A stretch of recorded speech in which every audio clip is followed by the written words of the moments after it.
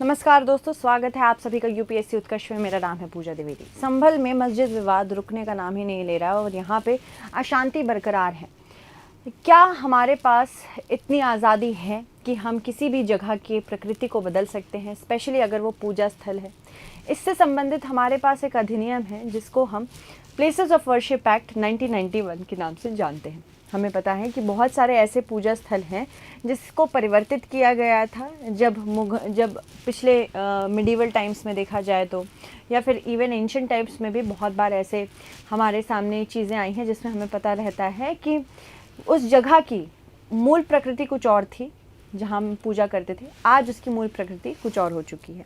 तो यहाँ पे इसी के बारे में हम बात करेंगे, क्या ऐसे स्थलों को चेंज किया जा सकता है, यानी कि अगर हमें कहीं मस्जिद मिल रहा है तो क्या हम उसे वापस से मंदिर बना सकते हैं अगर मूल रूप से वो मंदिर रहा हो, या फिर एक मस्जिद जो चर्च बन चुका हो, क्या हमें उसे पुराने तरह से मस्जिद बनाने का अधिकार है? इसके लिए हम प्लेसेस ऑफ वर्शिप एक्ट देखेंगे। साथ ही साथ हाल ही में सुप्रीम कोर्ट ने इस पर क्या बोला है, इसके ऊपर भी हम नज़र डालेंगे।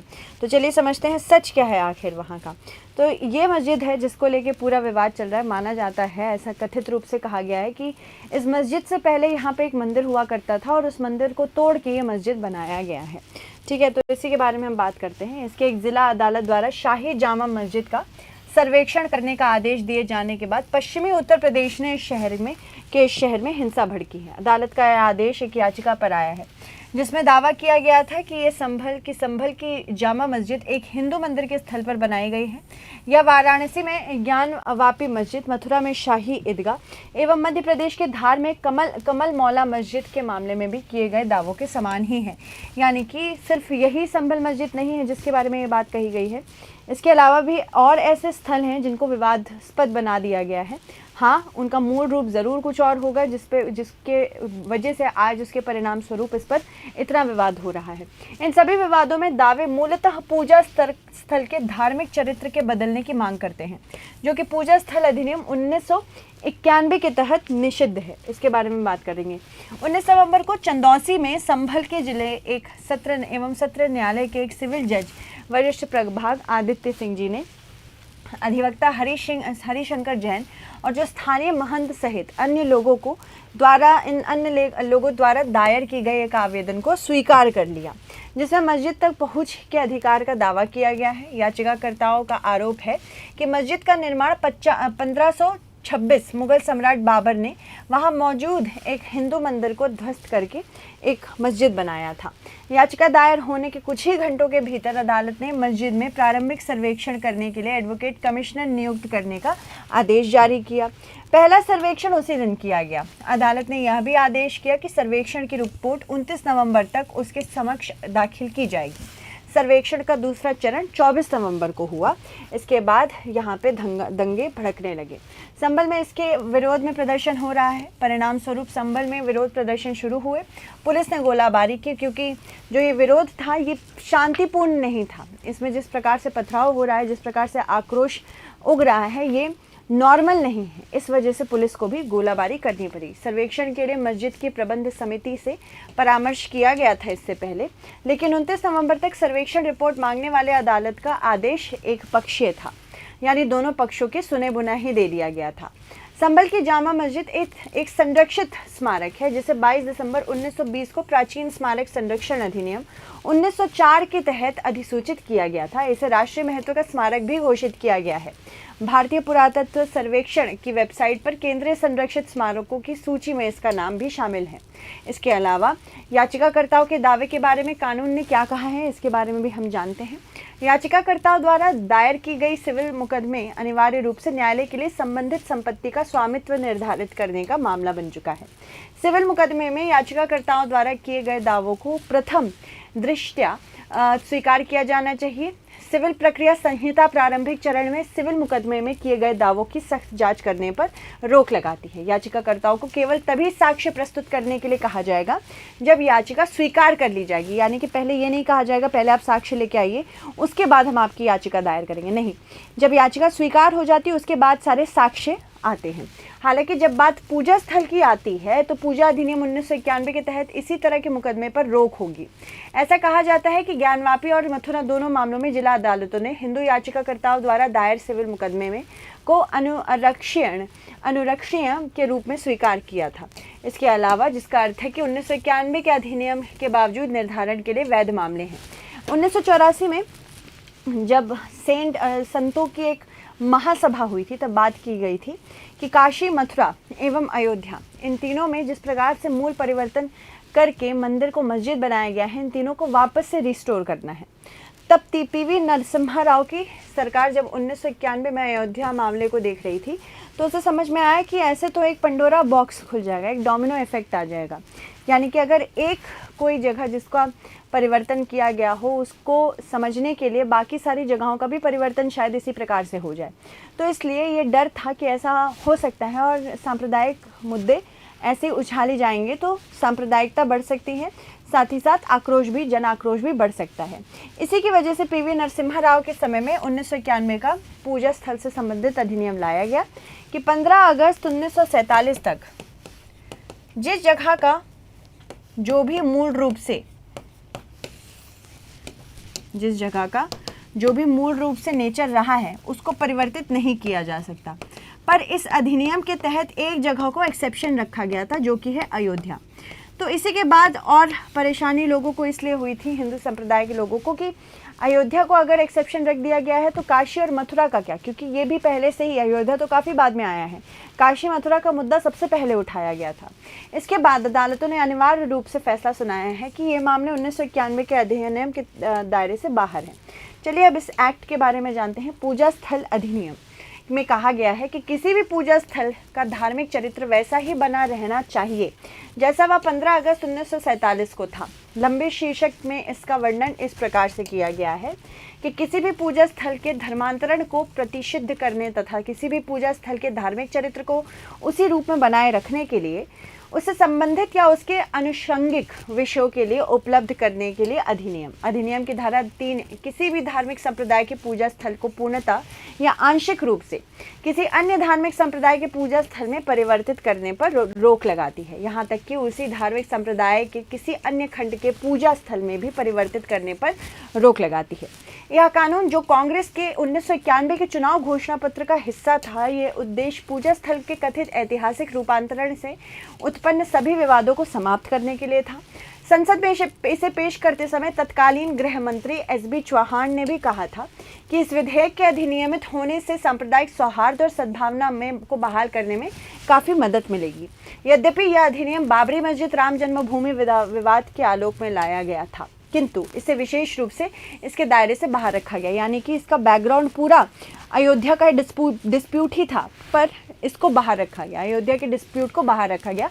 यानी कि उस समय अगर बाबरी मस्जिद में चेंज करना था तो वो चेंज किया जा सकता था, जो कि हमने फिर 1990s के दशक में देखा। कानून पारित होने के समय यह विवाद पहले से ही न्यायालय के विचाराधीन था, इस वजह से उसको बाहर रखा गया था। वाराणसी एवं मथुरा में पूजा अर्चना या प्रवेश के अधिकार का दावा करने वाले स्वामित्व मुकदमे को अदालतों ने अनुमति दी है।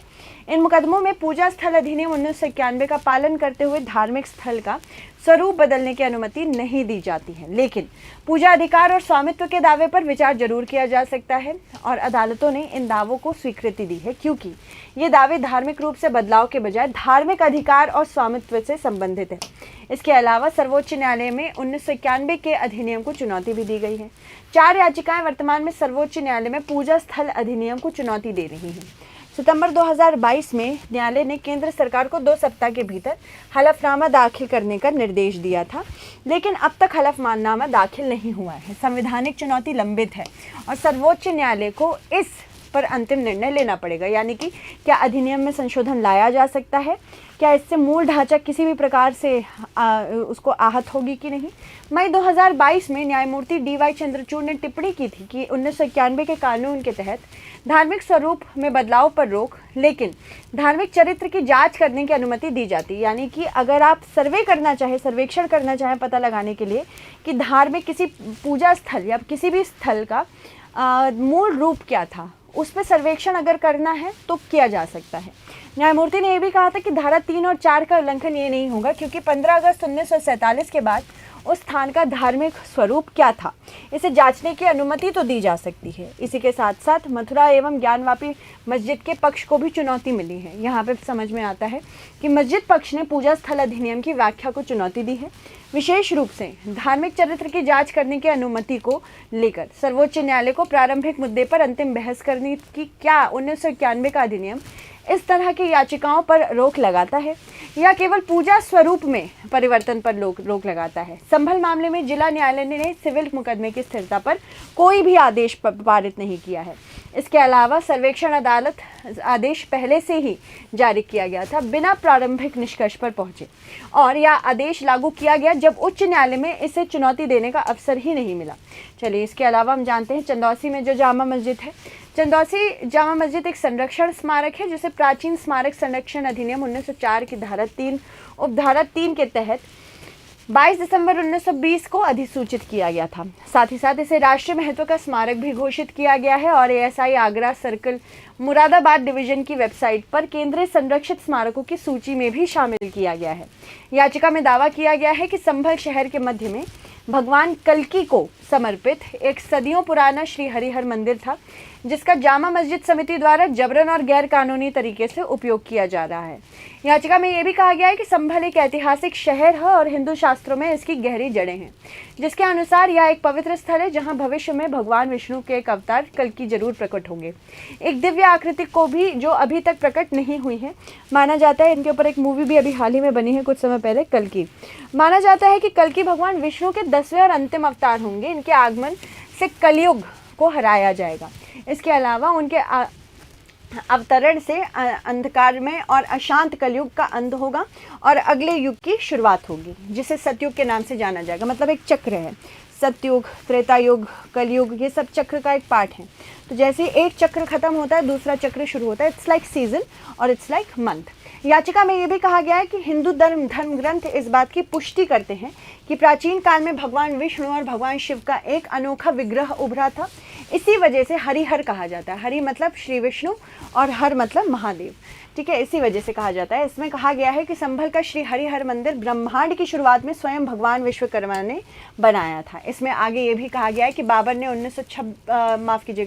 1526 ईस्वी में भारत पर आक्रमण किया और इस्लाम की ताकत को दर्शाने के लिए बहुत सारे मंदिरों को गिराया, जिस पर मस्जिद बनाया गया, ताकि हिंदुओं को यह एहसास हो कि वह इस्लामिक शासक के अधीन है और उनके देश में उनको सेकेंड क्लास सिटीजन्स की तरह ट्रीट किया जाए। याचिका में यह भी कहा गया है कि 1527-28 में बाबर की सेना ने लेफ्टिनेंट हिंदू बेग ने संभल की श्री हरिहर मंदिर को आंशिक रूप से ध्वस्त कर दिया था। मुसलमानों ने मंदिर की इमारत पर कब्जा कर लिया और उसे मस्जिद के रूप में इस्तेमाल किया। साथ ही साथ यह स्मारक प्राचीन स्मारक तथा पुरातत्व स्थल एवं अवशेष अधिनियम 1958 के तहत संरक्षित है। अधिनियम की धारा 18 के तहत जनता को संरक्षित स्मारक तक पहुंच का अधिकार है, यानी कि अगर कोई वहां पे जाके पूजा अर्चना करना चाहता है तो वो कर सकता है। इसमें कहा गया है कि जनता को प्राचीन स्मारक तथा पुरातत्व स्थल एक अवशेष नियम 1959 के नियम 5 के अनुसार विषयगत संपत्ति तक पहुंचने का अधिकार भी है। इसके अलावा याचिका में यह भी बताया गया है कि एएसआई संबंधित संपत्ति पर नियंत्रण रखने में विफल रहा है और वे कोई कार्यवाही नहीं कर रहे हैं। इसमें कहा गया है कि आर्कियोलॉजिकल सर्वे ऑफ इंडिया के जो अधिकारी हैं ये बस मूक दर्शक बने रहे। याचिका में अदालत से अनुरोध किया गया है कि इनको श्री हरिहर मंदिर कथित जामा मस्जिद में प्रवेश करने का अधिकार दिया जाए। उन्होंने अदालत में प्रतिवादियों को मस्जिद के अंदर आम लोगों की पहुंच सुनिश्चित करने के उचित प्रावधान करने का भी आदेश दिया है। ठीक है, तो इसी से संबंधित हमारी आज की बातें रहीं। चलिए अब जान लेते हैं कि इससे संबंधित हमारा प्रश्न क्या हो सकता है। चलिए प्रश्न देख लेते हैं। पूजा स्थल अधिनियम 1991 के संदर्भ में निम्नलिखित कथनों पर विचार करें। इस अधिनियम के तहत किसी भी पूजा स्थल का धार्मिक चरित्र वैसा ही बना रहना चाहिए जैसे वह 15 अगस्त 1947 को था, या उसी धार्मिक संप्रदाय के किसी अन्य खंड के पूजा स्थल के में भी परिवर्तित करने पर रोक लगाता है। तो आपको बताना होगा इनमें से कौन सा कथन सत्य है। धन्यवाद।